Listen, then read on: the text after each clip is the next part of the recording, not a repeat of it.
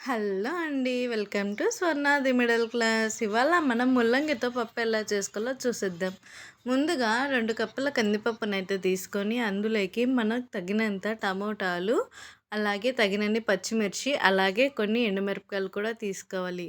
అలా తీసుకున్న తర్వాత మనం ఒక బౌల్‌లోకి అయితే తీసుకొని అందులోకి కందిపప్పుని వేసేసి మనం ముందుగా తీసుకున్న పచ్చిమిర్చిని, ఎండుమిర్చినైతే అందులోకి వేసుకొని ఒక 2 గ్లాసులు వాటర్ వేసుకొని ఆ కందిపప్పుని వీడియోలో చూపించిన విధంగా అయితే మనం బాగా క్లీన్ చేసుకోవాలి.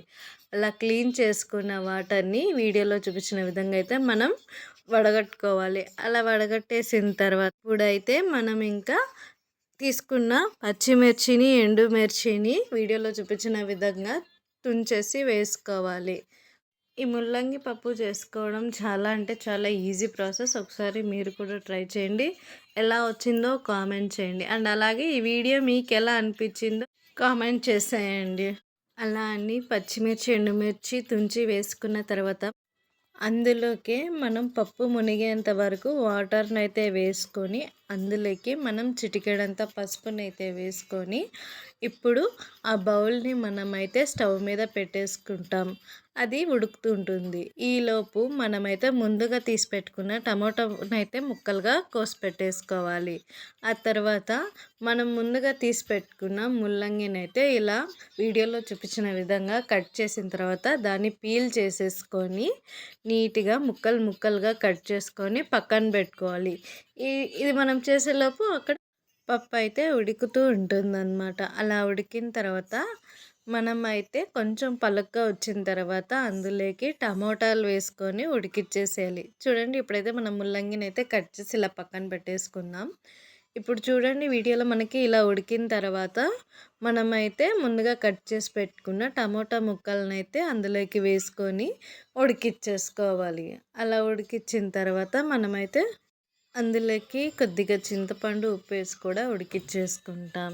సో ఇప్పుడు మనం ఆ పప్పులోకి తగినంత చింతపండునైతే పక్కకి ఇలా తీసుకొని వాష్ చేసుకొని పక్కన పెట్టేసుకుంటాం. అది ఉడికింది కదా! ఇప్పుడైతే మనం అందులోకి వేసేసుకొని దాంతో పాటుగా కొద్దిగా సాల్ట్‌నైతే మనం అందులోకి వేసుకొని ఉడికిచ్చేసుకుంటాం.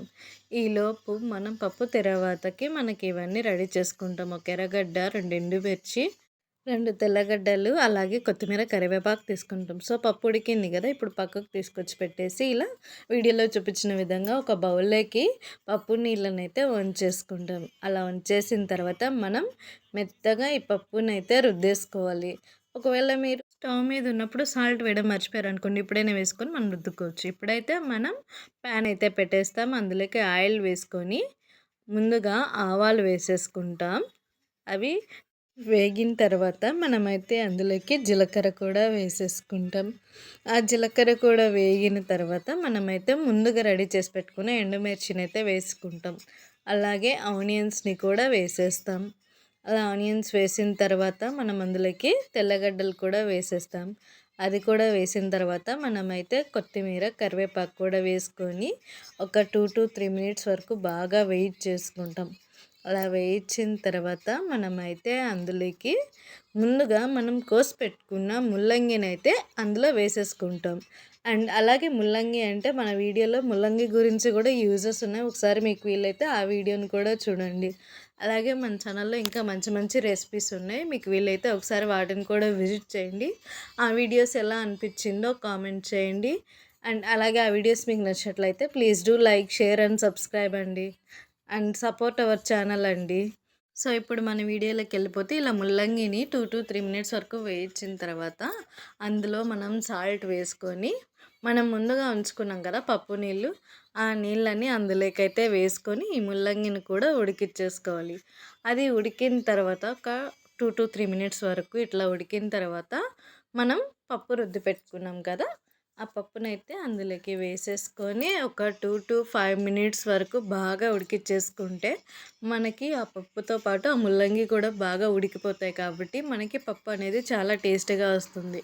అండ్ ఈ పప్పు సంగట్లేకైనా తీసుకోవచ్చు, చపాతీలేకైనా తీసుకోవచ్చు, రొట్టెలేకైనా తీసుకోవచ్చు, రైస్ లేకైనా తీసుకోవచ్చు. దేంట్లోకి తీసుకున్నా చాలా బాగుంటుంది.